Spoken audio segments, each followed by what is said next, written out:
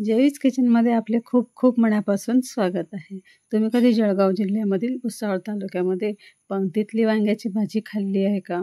इथे मी अर्धा किलो वांगे घेतलेले आहे. वांगे मोठे मोठे पीसेसमध्ये कट केले आहे आणि पाण्यामध्ये 1 चमचा मीठ टाकून त्यात ते वांगे टाकून ठेवले आहेत. कुकर घेतला आहे. कुकरमध्ये 4 चमचे तेल टाकून घेतलं आहे. अर्धा चमचा मोहरी, अर्धा चमचा जिरं टाकून घ्यायचं आहे. जिरं मोहरी छान तळतळू द्यायचं आहे. जिरे मोहरी तडतडल्यावर आपल्याला चिमूटभर हिंग घालून घ्यायचा आहे. 10-12 लसूण पाकळ्या घेतल्या आहे. 1 इंच आल्याचा तुकडा घेतला आहे आणि त्याला छान ठेचून घेतलेला आहे आणि तो आता आपण तेलामध्ये फ्राय करून घेणार आहोत.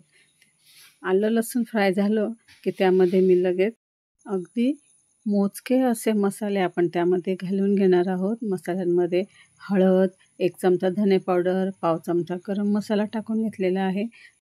मसाले झालेले आहेत. आता त्यामध्येच मी 6-7 हिरव्या मिरच्या घेतलेल्या आहे. मिरच्या तिखट आहेत. त्या पण मी अशा मिक्सरला जाडसर काढून घेतलेल्या आहेत आणि त्या पण मसाल्यासोबत आपण मस्त फ्राय करून घेणार आहोत. बघा एकदम मस्त असं मसाला फ्राय करून घ्यायचा आहे तेल सुटेपर्यंत. 2 ते 3 मिनटंच इतका आपल्याला मसाला परतून घ्यायचा आहे आणि सतत उलटणीने हलवत राहायचं आहे. नाहीतर आपलं काय होतं ना, आलं लसूणमुळे मसाला खाली तळाला चिकटतो आणि मग तो करपतो. आता इथे मी 1 मोठा टोमॅटो घेतलेला आहे. तो बारीक चिरून घेतलेला आहे. टोमॅटो नसेल तर तुम्ही यात थोडंसं चिंचेचा तुकडा पण टाकू शकता किंवा नाही टाकलं तरी चालेल. टोमॅटो, चिंच काहीच नाही टाकलं तरीसुद्धा भाजी उत्तम होते. आपल्या घरात जे अवेलेबल असेल त्यामध्येच आपल्याला ही भाजी बनवायची आहे. तुम्ही जर माझ्या यूट्यूब चॅनलवर नवीन असाल तर प्लीज लाईक आणि सबस्क्राईब पण करून घ्या. लोकांना ही भाजी इतकी आवडते पंक्तीतली ना, की ते अगदी पुरणाचं जेवण जरी असलं तर ते जेवण सोडून पंक्तीत जेवायला जातात आणि उरलं सुरलं काय तर डब्यामध्ये घरी भाजी पण घेऊन येतात. इतके वांगे लवर्स आहेत. मसाला छान झालेला आहे. मस्तपैकी शिजलेला आहे.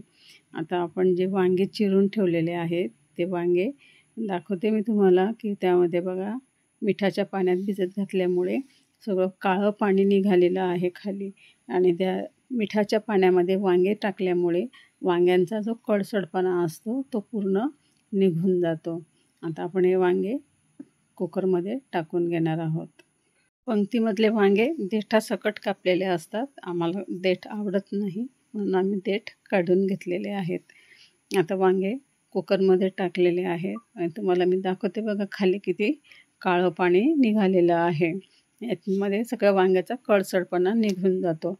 चवीनुसार मी इथे 1 चमचा मीठ घालून घेतलेलं आहे आणि आता आपण मसाल्यासोबत वांगे मस्त मिक्स करून घेणार आहोत.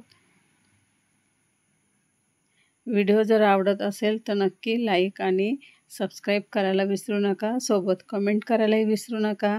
तुम्ही हा व्हिडिओ कुठून बघत आहात ते सुद्धा मला कमेंटमध्ये नक्की कळवा. आता थोडंसं पाणी घातलेलं आहे. परत मी यामध्ये 1 अर्धा कप इतकं पाणी टाकून घेणार आहे. पाणी मी गरम घेतलेलं आहे.